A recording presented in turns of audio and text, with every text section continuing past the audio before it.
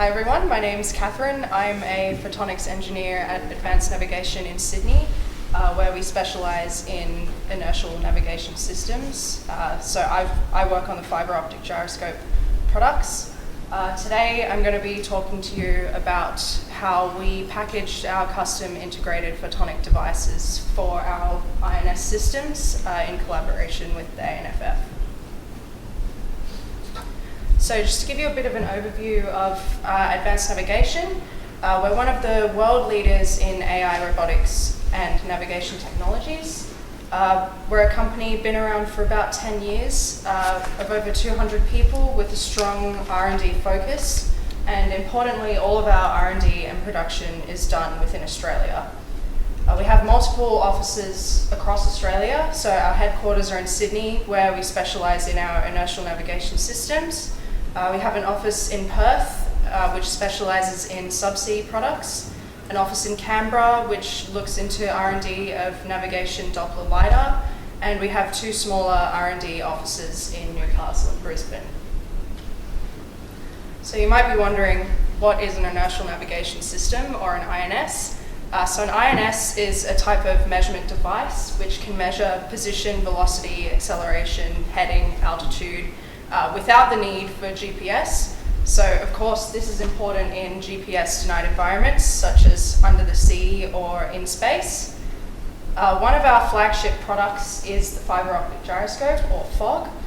So on the top left of the slide I've got a photo of our Boreas fibre optic gyroscope, and on the right is our space grade FOG, which is actually being launched into space by mid this year, which is quite exciting.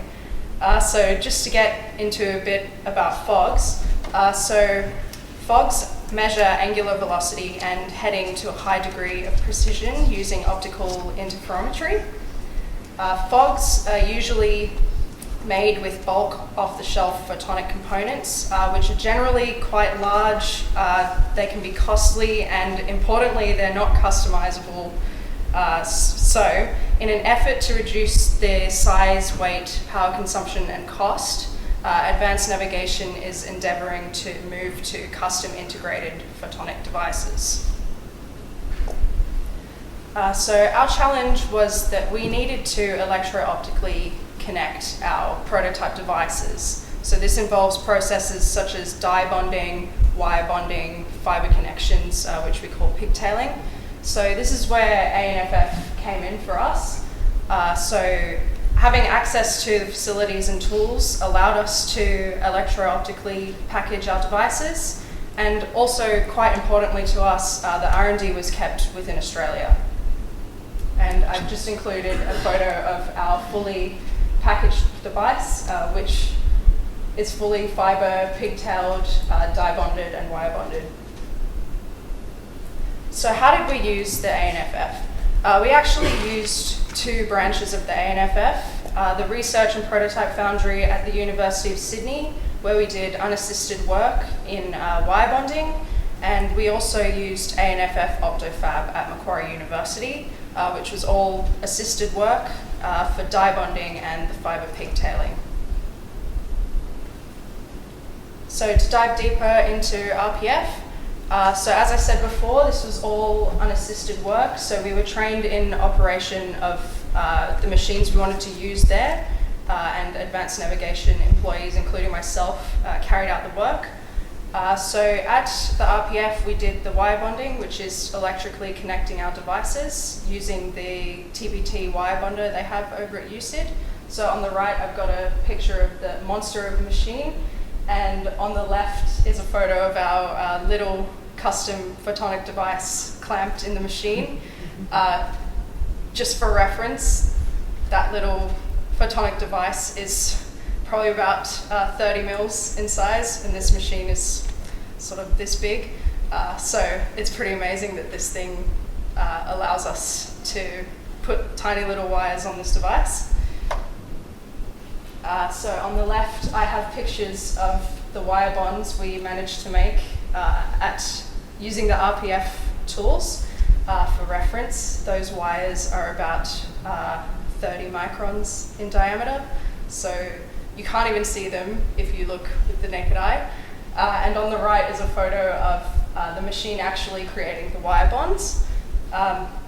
So this was very important to us to be able to use these tools, especially unassisted, because it allowed us to develop our processes before we had our own machine and facilities ready for this.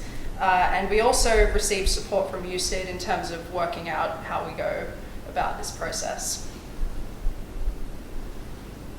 So to get a bit more into OptoFab, so as I said before, OptoFab was all done as assisted work, so all of the work was carried out by the employees over at Macquarie.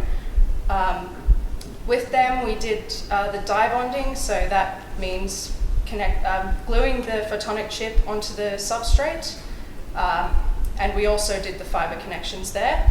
So for the die bonding, we had a custom solution that was designed by one of the guys at Macquarie. So that's shown in the bottom left picture.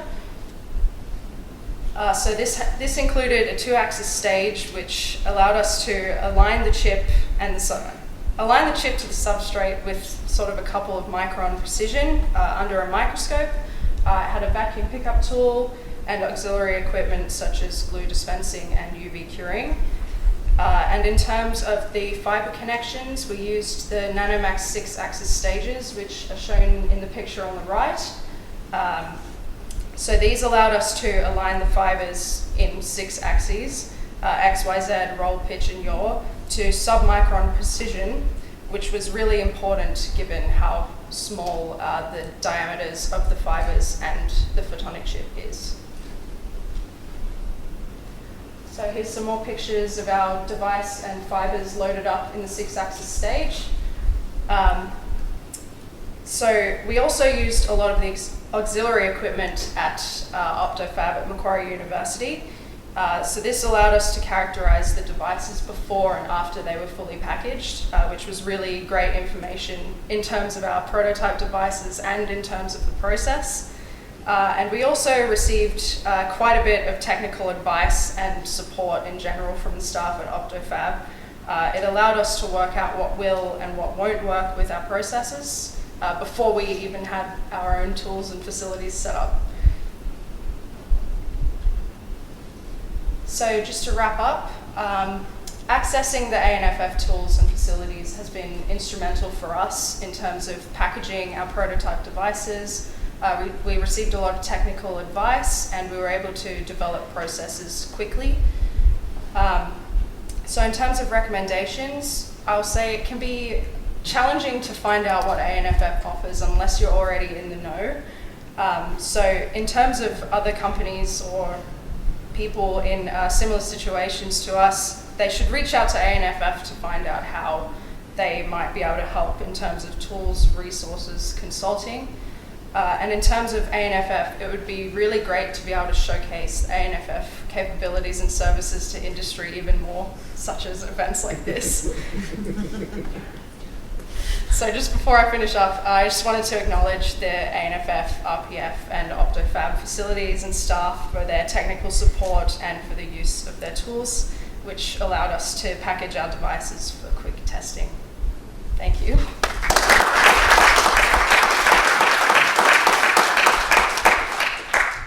I have to say, it's nice when you're doing something that's being recommended on screen, so that's quite good, so thank you for that. Have we got any questions for Katherine in the room?